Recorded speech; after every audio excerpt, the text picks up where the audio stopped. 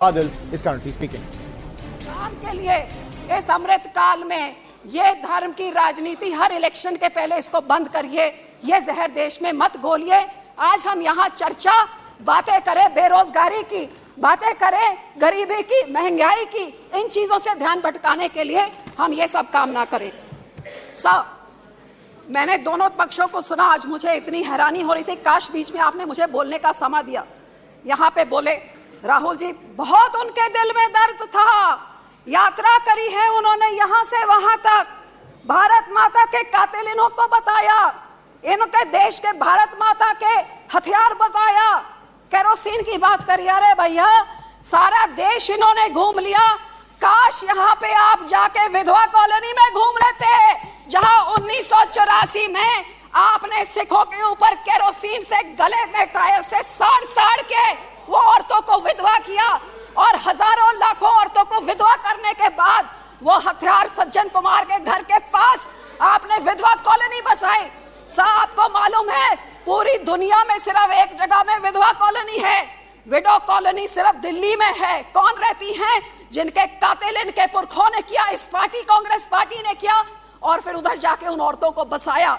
क्या यात्रा वहां से गुजर के गई?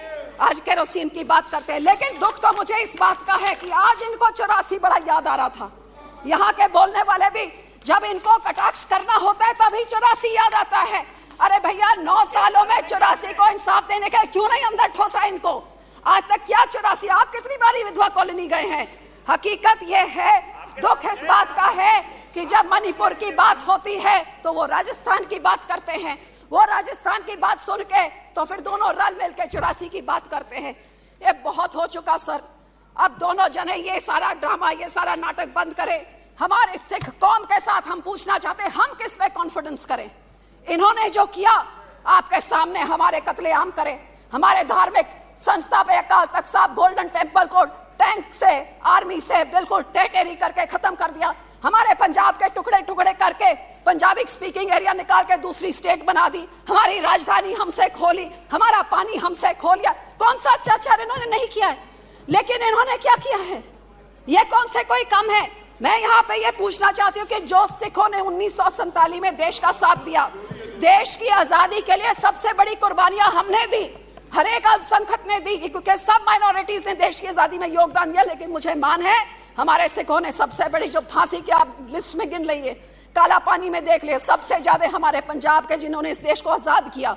और आजादी के बाद ये देश 1966 में जब खाने को अन्न पूरा नहीं होता था, the country was looking at starvation, हमारे किसान है जो ग्रीन रेवोल्यूशन लाके उन्होंने इस देश का पेट भरने का काम किया।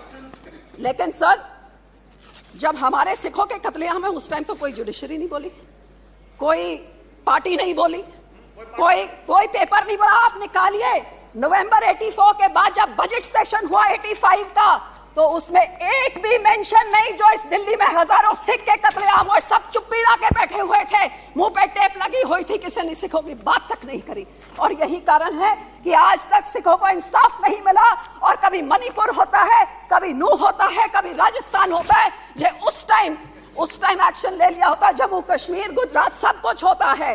तो सर, जो सिखों के गुरु ने, 9वें गुरु ने, हमारे 9th गुरु ने अपनी कुर्बानी दी, कश्मीर के पंडितों की बात हुई, अफसोस कि उस टाइम की माइनॉरिटी, हिंदू माइनॉरिटी को बचाने के लिए, उस टाइम की मुस्लिम मेजॉरिटी से बचाने के लिए हमारे सिख गुरु ने अपनी कुर्बानी दी और हिंद की चादर का खिताब उनको मिला। लेकिन उसकी तो बात तक नहीं करी।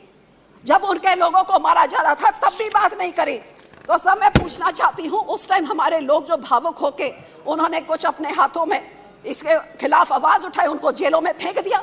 हमारे बंदी सिख 30-30 साल से जेल में सड़ रहे हैं। गुरु साहब के 550 साल, गुरु नानक देव जी के, इन्होंने रिटर्न, इस सरकार ने कहा था कि उनको छोड़ा जाएगा, तो क्यों आज तक नहीं छोड़ा है? मैं इनसे जवाब मांगना चाहती हूँ। तो सिखों के खिलाफ हमेशा ये बेइंसाफी रही है सर, जिन्होंने अपने देश के लिए जान दी उनके साथ ये होता है। सब पंजाब में इन्होंने जो किया बताया, ये क्या कर रहे हैं पिछले 3 सालों से, जब से अकाली दल से गठबंधन टूटा है।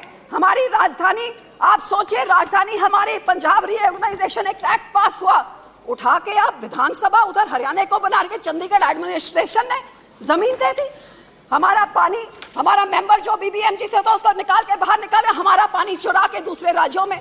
जय हिमाचल पानी दिल्ली को देता है, वो सेस लेता है। हमारा पानी जो राजस्थान आता है तो पंजाब को कोई सेस नहीं। एक ही चीज तो हमारी है, चंडीगढ़ के ऊपर हमारा हक सेंट्रल सर्विस रूल्स डाले जा रहे हैं। और सर, हमारी पंजाब यूनिवर्सिटी को भी आरएसएस का कब्जा करने की कोशिश की जा रही है। और पानियों का तो यो मामला है, पानी हमारा चुरा के ले गए, लेकिन आज जब सारा पंजाब पानी में डूबा हुआ है तो उस पंजाब के हाथ पकड़ने के लिए कोई नहीं है। आपको हैरानी होगी सर कि जब हिंदुस्तान में कोई आपदा होती है, जब कोविड हुआ तो यहाँ लंगर सिखों ने लगाया, जब यहाँ पे लॉकडाउन हुआ लंगर सिखों ने लगाया, जब कोविड हुआ आप दोनों से किसी से ऑक्सीजन पूरा नहीं होता, लंगर हमने लगाए। और आज जब पंजाब को जरूरत है कहीं आपदा हो। So as you can see, the war of words continues to rage in Parliament, ladies and gentlemen. The no trust showdown between the India Alliance and the NDA as the war of words is only escalating in this storm of charges from the two sides. We'll continue to track all the developments coming in.